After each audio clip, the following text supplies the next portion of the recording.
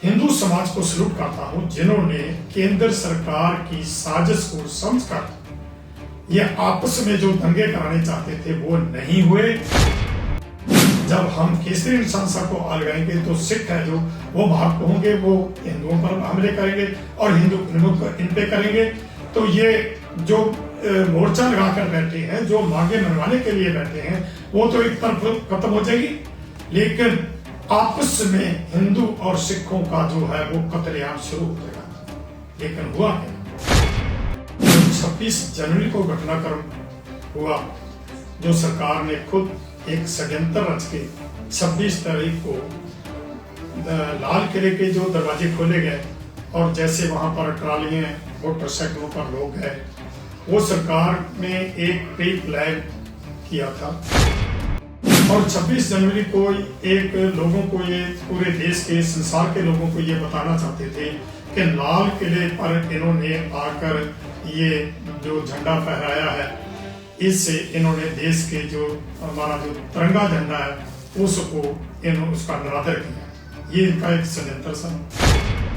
हमारे को रास्ता तय किया था, उस रास्ते को इन्होंने बंद करके सरकार ने प्री प्लान जिन आम लोगों को वहां पर उधर लाल किले की तरफ भेजा। सरकार की जो मंशा है कि इन लोगों को बदनाम करके यहाँ से भगाया जाए, इनमें आपस में खाना जंगी कराई जाए, लेकिन ये कामयाब आज तक तो नहीं हुई। जो कृषि विरोधी ये कानून है, इनको रद्द कराना, MSP पूरे भारत में लागू कराना, ये बहुत जरूरी है। ये सबके लिए जरूरी है, क्योंकि जेकर किसान नहीं है तो कुछ भी नहीं है। वाहिगुरु जी का खालसा, वाहिगुरु जी की फतेह। दास बलदेव सिंह सिरसा, जो कि संयुक्त मोर्चा हमारा बना हुआ है, उसमें एक मेंबर हूँ। और आज दिल्ली के चारों तरफ जो किसानों ने धरने लगा रखे हैं, उसमें करीब 80 दिन हो गए और केंद्र सरकार के सिर पे जूं नहीं सरक रही। आज तक सरकार ना तो किसानों की मांगे मानने के लिए तैयार है और ना ही कोई बातचीत चलती है। आज जिस तरह देश के हालात बने हुए हैं, इन हालातों में हर नागरिक बहुत चिंता में है, क्योंकि सरकार ने इस संघर्ष को, जो कृषि विरोधी कानून बने हैं और इनको रद्द कराने के लिए, दूसरा MSP पूरे भारत में लागू कराने के लिए ये जो धरने चल रहे हैं, इन धरनों में जो मांग लेकर हम बैठे हैं, वो मांगे मारने की बजाय उल्टा सरकार इस संघर्ष को फेल करने के लिए समय समय पर बहुत से षड्यंत्र रचे।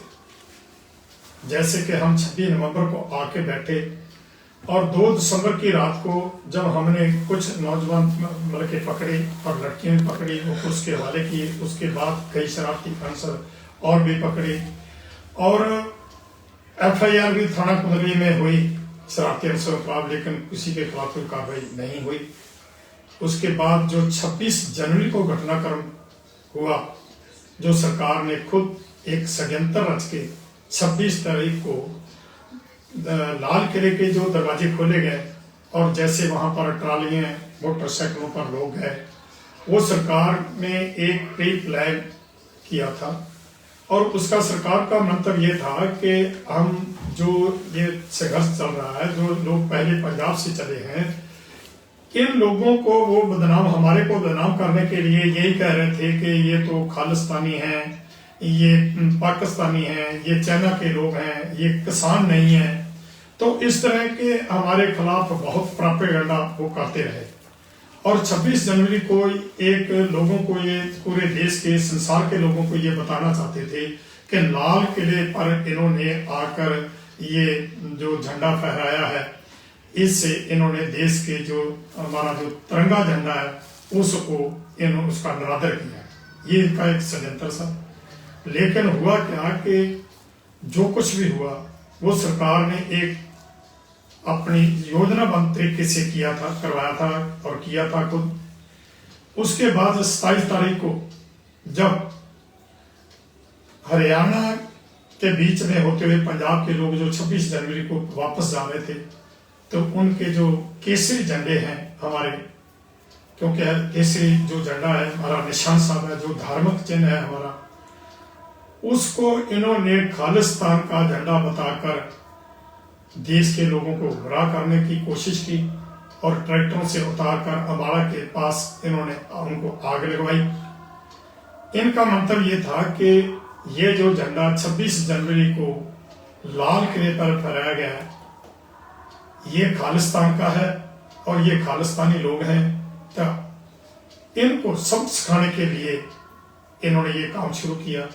जबकि मैं ये बताना चाहता हूं कि लाल किला अब ठेके पर है और जो जिन्होंने ठेके पर ले रखा है उनकी जिम्मेवारी बनती है कि लाल किले में कोई ऐसा आदमी कोई ना आए। और ये भी आपको पता होगा कि जब 26 जनवरी या 15 अगस्त ये 2 दिवस मनाए जाते हैं, तो उस वक्त जहां जहां ये फंक्शन होते हैं तो वहां वहां हम पर पूरी फोर्स लगती है और पूरी निगरानी होती है।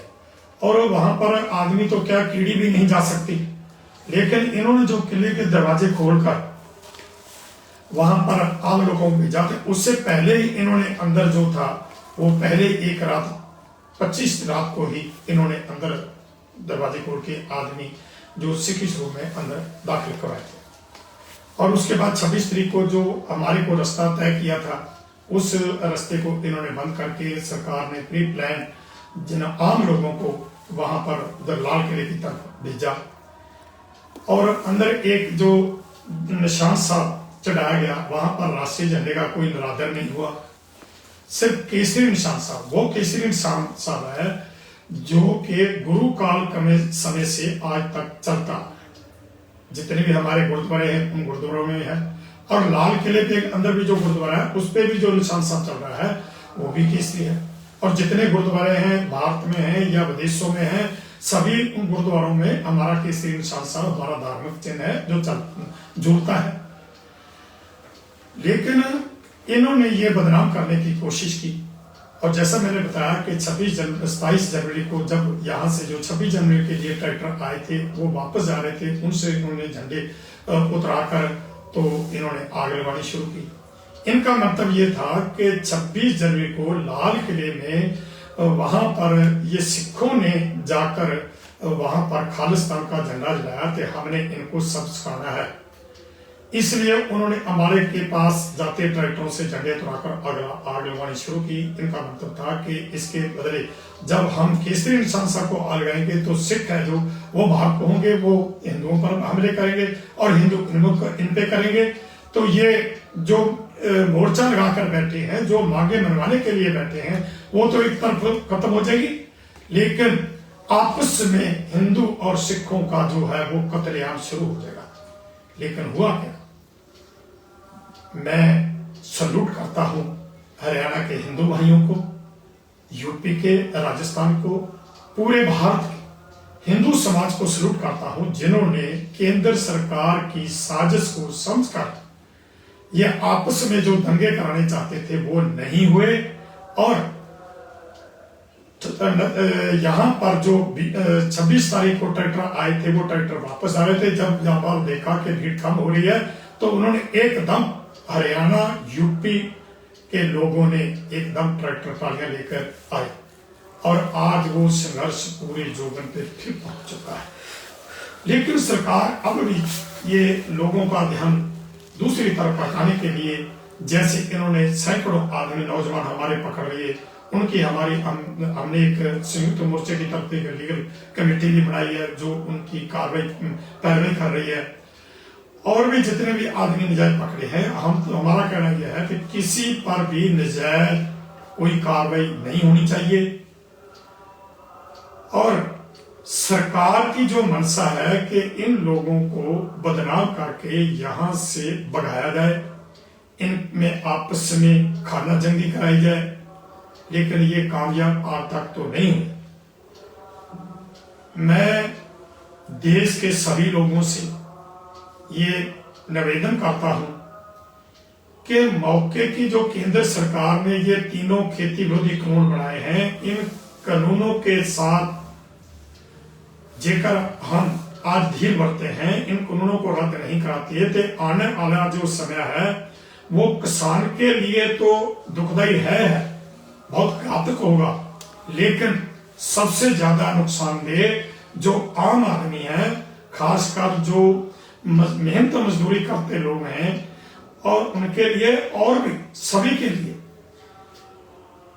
बहुत घातक होगा। क्योंकि जब सरकार ने सरकारी मंडियां खत्म कर दी, FII जैसी FCI एजेंसियां हैं जो ये खत्म होगी, सरकार ने अनाज की खरीदी ना की, प्राइवेट मंडियां हैं जो वो चालू हो गई, सरकारी मंडियां खत्म हो जाएगी, मार्केट कमेटी खत्म हो जाएगी, ये एजेंसियां खत्म हो जाएगी, तो फिर क्या होगा कि ये जो कारपोरेट घराने हैं, अबानी अडानी, जिनको लेकर आज सरकार सब कुछ को दांव पर लगा रही है और हमारे को बहुत बदनाम कर रही है, ये लोग खरीदी करेंगे, अनाज की खरीदी करेंगे, सब्जियों की, फल फ्रूट की खरीदी करके स्टोर करेंगे, तो जो खपतकार है उसकी जेब पर डाका डलेगा।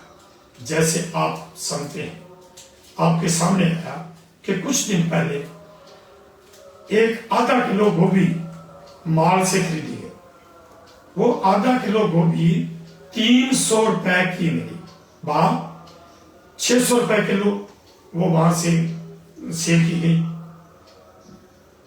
और जो गोभी मार्केट में 5 से 6 रुपए किलो थी वो 600 रुपए किलो होगी। इसी तरह जो जितने भी इनके माल है, हर तरह का वहां पर जो सामान मिलता है, आप कमीज खरीदो, कोट खरीदो, जूता खरीदो, कोई भी बच्चों के लिए सामान खरीदो, जिस पर इनका कंपनियों का टैग लगा बना, वो आम फैक्ट्रियों से होता है, जैसे आप मार्केट से आप खरीदते हो, लेकिन इनके माल में जब जाता है तो वहां पर इनके टैग लग जाते हैं। तो फिर क्या है कि जो 1000 रुपए की चीज है वो 10-10 हजार रुपए के लोग खरीद के लाते हैं। ये हमारे को समझना पड़ेगा कि जो गोभी इन्होंने 5 रुपए के 6 रुपए किलो लेके 600 रुपए किलो इन्होंने बेची और खरीदार ने खरीदी, उस गोभी में इन्होंने क्या डाल दिया, और जो कपड़ा इन्होंने मार्केट से खरीद कर उस पर अपना टैग लगा के, तो इन्होंने माल से जो उनके स्टोर बने हैं वहां से इन्होंने सेल कर दिया, उसमें क्या डाल दिया, ये हमारे को समझना पड़ेगा।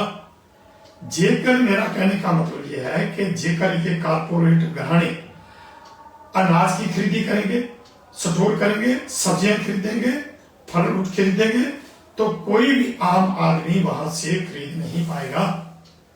तो उसकी पेट पर जो आदमी हर रोज अपने पेट की भूख मिटाने के लिए 2 वक्त की रोटी खाता है, वो चावल खाए, कणक की गेहूं की रोटी खाए, तो जब वो अपनी ये इन लोगों ने खरीद के स्टोर कर लिया तो वो खरीद पाने में मुश्किल होगा।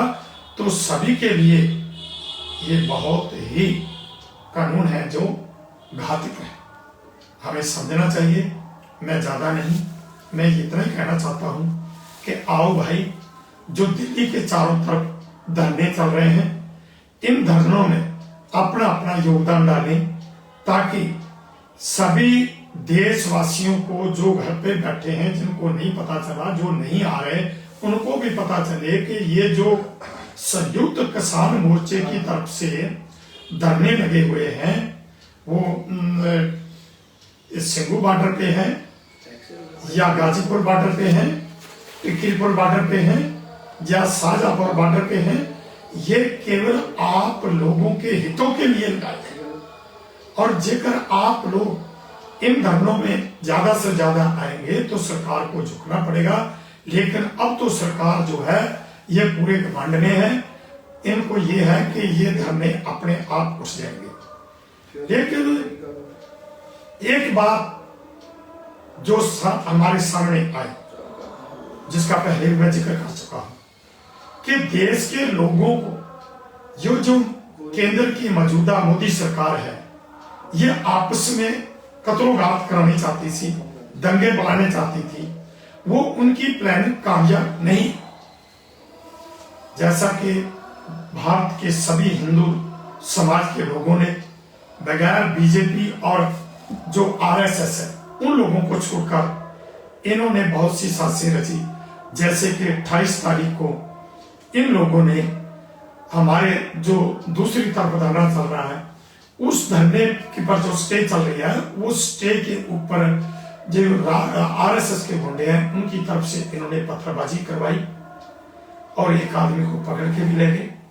वो पुलिस की छत्र छाया में आए थे। और अब भी इनका यही मकसद है कि इन लोगों को यहां पर यहां से खदेड़ा जाए, इनकी कोई बात ना सुनी जाए, कोई मांग ना मानी जाए।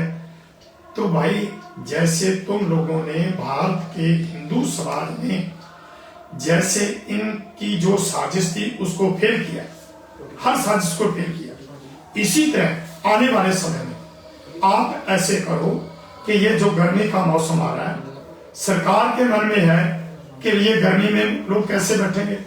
हम ये कह देना चाहते हैं कि हम किसान हैं और हमारे साथ जितने भी लोग और हैं वो भी आ रहे हैं और जितनी ज्यादा गिनती में हम यहाँ पर पहुंचेंगे, गर्मी हो सर्दी हो, सर्दी तो हमने निकाल ली, आगे गर्मी वाली आने वाली है, गर्मी हम निकालेंगे और आगे जब बाहर चलेगी तो बारिश का भी प्रबंध होगा। यहाँ पर जो किसी भी किस्म की सुविधा नहीं है, जो सरकार की जिम्मेवारी बनती है वो सरकार कोई भी निभा नहीं। यहाँ कोई पीने के पानी का प्रबंध नहीं है, यहाँ कोई टॉयलेट का प्रबंध नहीं है, यहाँ कोई मेडिकल का प्रबंध नहीं है, यहाँ पर कोई मच्छरों का प्रबंध नहीं है। यहाँ पर इतनी बदबू आ रही है, जहां जहां पर पानी भरा है ये जो नाले हैं उनकी सफाई नहीं है, बहुत सी बदबू आ रही है। यहाँ पर महामारी भी फैल सकती है। कोरोना को तो हमने खत्म कर दिया, लेकिन आने वाले समय जेकर ये जो गंदगी फैल रही है इससे जो कोई बीमारी पैदा होती है तो उसकी सारी जिम्मेवारी सरकार की होगी। मैं देशवासियों से ये अपील करता हूँ, निवेदन करता हूँ कि भाई आओ, ये जो संघर्ष चल रहा है इसमें अपना अपना योगदान डालो और जो कृषि विरोधी ये कानून है इनको रद्द कराना, एमएसपी पूरे भारत में लागू कराना ये बहुत जरूरी है। ये सबके लिए जरूरी है क्योंकि जेकर किसान नहीं है तो कुछ भी नहीं है। किसान के सिर पे ही सब कुछ चलता है, चाहे मजदूर है, चाहे ट्रांसपोर्टर है, चाहे दुकानदार है। अब बड़े बड़े मॉल बन रहे हैं, ये जो छोटी छोटी दुकानें हैं, जहाँ बड़ी दुकानें हैं शहरों में, ये दुकानें ये सब कुछ फेल हो जाएगा क्योंकि बड़े बड़े मॉल बन रहे हैं। लोग मॉल में खरीदी करेंगे तो दुकान पर कौन जाएगा, छोटी दुकानों पर कौन जाएगा। सो भाई आओ हम मिलकर सब इस संघर्ष को जो है इसको जीतने का प्रयास करें तो ये तब ही जीत सकते हैं जैसे हमने आज तक, जैसे कि पहले हम पंजाब में 2 महीने रेलवे ट्रैक पर रहे, शांति बनाई रखी और यहाँ भी आज करीब 80 दिन हो गए, 80 दिन से यहाँ पर शांति से हम बैठे हैं। लेकिन 26 तारीख को जो प्रोग्राम किया वो सरकार ने आप किया, हमारे को बदनाम करने के लिए हमारे सैकड़े आदमी जेल में बंद कर दिए। अब लोगों में अब ये चर्चा और छिड़ गई कि अब पहले इन जो जेल में आदमी जो नौजवान बैठे हैं हमारे उनको छुड़वाओ। ये सरकार ने हमारे लिए एक और नई जो मतलब की प्रक्रिया थी, जो हमारे लिए एक बहुत बड़ा मतलब के सवाल खड़ा कर दिया, हमारे लिए ये दुविधा पैदा कर दी, हमारे लिए एक मुश्किल पैदा कर दी कि जो आदमी जेल में है उसको पहले छुड़वाएं या मोर्चे को लेकर चले। लेकिन हमने साथ साथ में दोनों काम करने, हमने उन लोगों की पैरवाई भी करनी है लेकिन संघर्ष को लेकर भी चलना है। इसलिए ज्यादा से ज्यादा भाई आओ हम मिलकर इस संघर्ष को जीते। और ये जो संघर्ष है इसमें जो 40 संगठन बैठे काम कर रहे हैं ये आपके लिए कर रहे हैं। मैं आपसे यही कहूंगा कि जो बहुत से लोग अफवाहें फैला रहे हैं उन अफवाहों पर यकीन ना करो। खासकर मैं नौजवानों को अपील करता हूं कि नौजवानों भाई पिछला इतिहास पर, इतिहास से हमें कुछ सीखना होगा कि जो हमारा संघर्ष हमने शुरू किया था उस संघर्ष को दूसरी तरफ मोड़ने के लिए, उससे ध्यान दूसरी तरफ ले जाने के लिए इन्होंने हमारे सामने और मुश्किलें खड़ी कर दी हैं। हमने उधर कम ध्यान देना है। हम बैठ के चर्चा कर सकते हैं, बैठ के विचार कर सकते हैं, लेकिन किसी के खिलाफ जो बोलना है वो ना बोलें। हम मिलके चले, हम बैठ के चर्चा करें, हम एक दूसरे से कोई भी बात करनी हो, कोई भी बीच का आदमी, जैसे जो सुहृद आदमी है, जो सियाने पुरुष है, उन लोगों के माध्यम से भी हम कोई भी बातचीत कर सकते हैं। इसलिए मेरा निवेदन है कि भाई इस संघर्ष को जीतने के लिए आओ, हरियाणा, राजस्थान, यूपी, पूरा देश और पंजाब ने जो काम किया ये नया काम नहीं किया, क्योंकि गुरु नानक से लेकर पंजाब के लोग आज तक, चाहे वो मुगलिया हुकूमत थी या उसके बाद अंग्रेज आए, सभी के खिलाफ पंजाब के लोगों ने संघर्ष किया। और यही वजह है कि जब देश की जो केंद्र की हुक्मरान सरकार है, इन्होंने जब कृषि विरोधी कानून लाए और इनके खिलाफ पंजाब से एक आवाज उठी, उस आवाज को देश के लोगों ने अपनाया। आज जैसे हरियाणा की महापंचायतें हो रही है और बाकी सूबों में भी इसका प्रकरण जो चल रहा है, यही कारण है कि पंजाब के लोगों ने जो केंद्र सरकार की तरफ से कृषि विरोधी कानून लाए और इनको रद्द करने के लिए और एमएसपी पूरे भारत में लागू करने के लिए हम तो चाहते थे, हम तो मांग कर रहे थे डॉक्टर स्वामीनाथन की रिपोर्ट लागू होनी चाहिए, क्योंकि किसान जो है दिन प्रतिदिन नीचे को जा रहा है और जो ये कारपोरेट घराने ये लोगों की कमाई है जो ये खींच रहे हैं, ये उनका खून पीस रहे हैं, उनको खून पीने से बचाया जाए। इसलिए पंजाब ने अपना कर्तव्य निभाया है। अरे भाई, कर्ता जो पंजाब है ये देश की एक खड़क भुजा, जिसने समय समय चाहे अहमद शाह अब्दाली, चाहे महफूज गजनी, औरंगजेब, मीर मन्नू, यकरिया खान या उसके बाद अंग्रेज आए, सभी का टक्कर किया। आज भी पंजाब ने एक वही कर्तव्य काम किया है जो उसकी जिम्मेवारी बनती थी। अब सब जैसे हरियाणा आया, इसी तरह राजस्थान भी चले, इसी तरह यूपी भी ज्यादा से ज्यादा उठे और एमपी, केरला, महाराष्ट्र, छत्तीसगढ़, पूरे देश की जिम्मेवारी बनती है कि जिन प्रदेशों में एमएसपी नहीं है उन सभी में एमएसपी कम से कम जो सरकार की तरफ से रेट नियत किए जाते हैं उनका हमें जो है भाव मिले। हमारी जो गेहूं है, चावल है, या मैं तो कहता हूं कि सब्जियों पे भी एमएसपी बननी चाहिए, फ्रूट पर भी एमएसपी बननी चाहिए। ये जो दूध है ये भी जब ज्यादा आ जाता है तो उस वक्त मर्जी से मतलब के जो फैक्ट्री वाले हैं ये खरीदी इसके खाते हैं। जेकर ये बड़े बड़े मॉल में सब कुछ चले गया तो आपके पले कुछ नहीं पड़ेगा। भाई आओ, सब कुछ आप जानते हैं, मेरे से ज्यादा जानते हैं। सब पिछले जो हमारे गिले या शिकवे हैं या एक दूसरे की साथ हमारी जो कड़वाहट पैदा हुई है उसको दूर करके हम इकट्ठे होके, खासकर नौजवानों से अपील करता हूँ, जैसे हरियाणा की हमारी बहनें, हमारी बेटियां आ रही हैं, हमारे भाई आ रहे हैं, नौजवान आ रहे हैं, बाकी भी देश के लोगों को मैं यही निवेदन करूंगा कि आओ भाई उठे और ये तीनों कृषि विरोधी जो कानून है इनको रद्द कराएं और एमएसपी पूरे भारत में लागू कराएं, ताकि देश का किसान खुशहाल हो सके। किसान खुशहाल होगा तो देश खुशहाल होगा। इसी बात से मैं आपसे आज्ञा चाहता हूं। उस गुरु की फतेह है जिस गुरु ने जुल्म के खिलाफ अपने पिता का बलिदान दिया। एक छोटी सी बात और बताना चाहता हूं। यहाँ एक बड़ गांव दिल्ली के पास, ये कुंडली के साथ लगता है, उसका नाम है बड़गांव। ये पहले इसका नाम गढ़ी था। बड़गांव इसका नाम तब पड़ा जब गुरु तेग बहादुर पातशाह ने हिंदू धर्म के को बचाने के लिए अपने शीश का बलिदान दिया। तो उस वक्त उनका जो शरीर था वो तो भाई मक्खन साल लाबाना अपने घर ले गए, तो उन्होंने अपने घर को आग लगाकर तो उस उनके शरीर का तो संस्कार किया। जिस जगह पर आज आजकल रकाबगंज गुरुद्वारा बना है वो वही जगह है। और जो उनका शीश था गुरु तेग बहादुर जी का, वो भाई जत्ता जी वहां से उठाकर ले आ रहे थे, अनंतपुर को जा रहे थे।